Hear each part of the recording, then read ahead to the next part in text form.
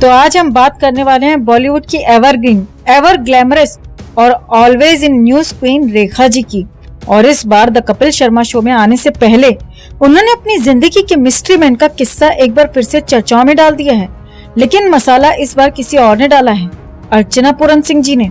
जी हाँ, अर्चना जी ने एक लंबा चौड़ा पोस्ट लिखकर अपने फैंस को रेखा जी के मिस्टीरियस किस्सों से रूबरू कराया। अब हम तो सोच रहे थे कि ये किस्सा कुछ ऐसा होगा जिसमें ड्रामा, सस्पेंस और थोड़ा सा रोमांस हो, लेकिन नहीं, ये किस्सा तो अमिताभ नाम की बिना नाम वाली कहानी से भरपूर था। तो सुनिए, कहानी शुरू होती है अर्चना जी के छोटे से शहर के छोटे से सपने से।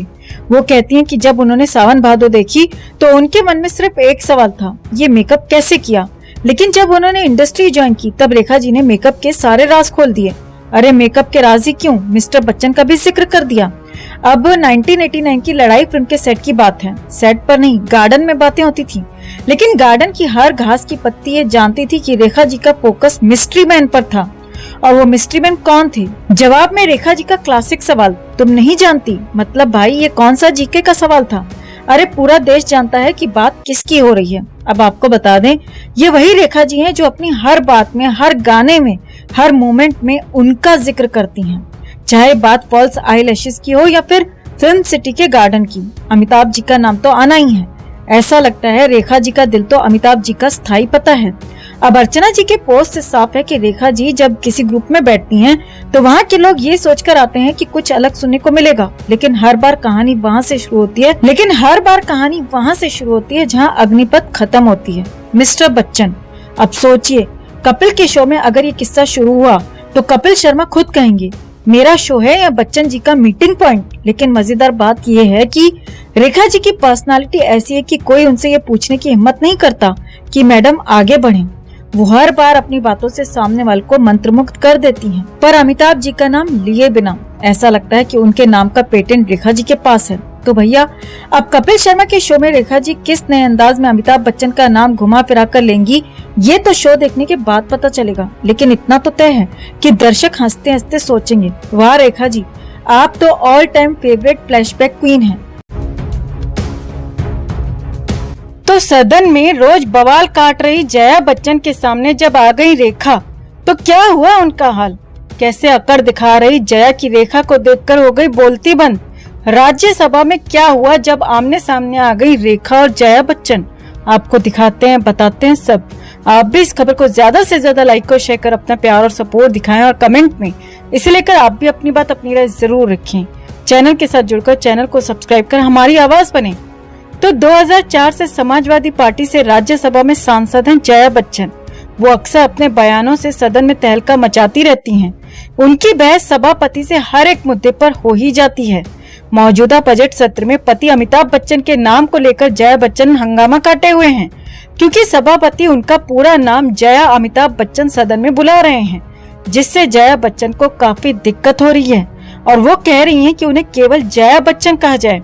हालांकि उन्होंने खुद अपना नाम जया अमिताभ बच्चन ही राज्यसभा में रजिस्टर करा रखा है। श्रीमती जया अमिताभ बच्चन।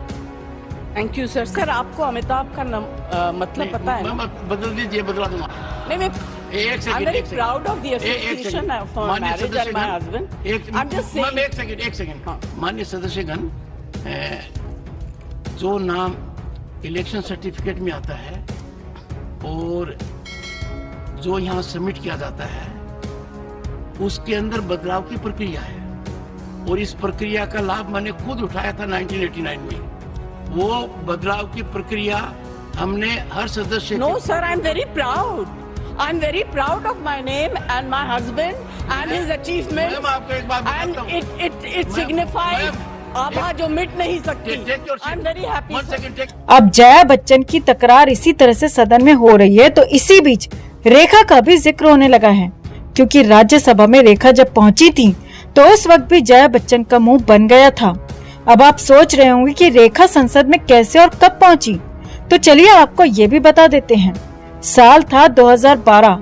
रेखा को राज्यसभा के लिए सिलेक्ट किया गया था, कांग्रेस का सपोर्ट था। ऐसे में जब रेखा राज्यसभा पहुंची थी तो उनका क्रेज देखने लायक था। सदन में उनकी फैन फॉलोइंग दिखी थी। रेखा के राज्यसभा में एंट्री करते ही सामने बैठी जया बच्चन के चेहरे की हवाइयां उड़ गई थीं, क्योंकि अमिताभ रेखा को लेकर क्या चर्चाएं रही हैं हर दौर में ये सबको पता है, बताने की जरूरत नहीं। ऐसे में शायद रेखा को देखकर जया बच्चन असहज हो गईं। हालांकि रेखा ने इन सब चीजों पर ध्यान दिए बगैर राज्यसभा सांसद के तौर पर शपथ ली थी और 2018 तक राज्यसभा के लिए संसद सदस्य के रूप में कार्य किया था। इस दौरान वो राज्यसभा में बहुत कम नजर आईं।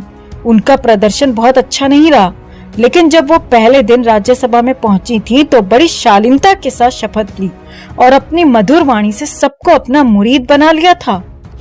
I, Rekha Ganeshan, having been nominated a member of the Council of States, do swear in the name of God that I will bear true faith and allegiance to the Constitution of India as by law established, that I will uphold the sovereignty and integrity of India, and that I will faithfully discharge the duty upon which I am about to enter.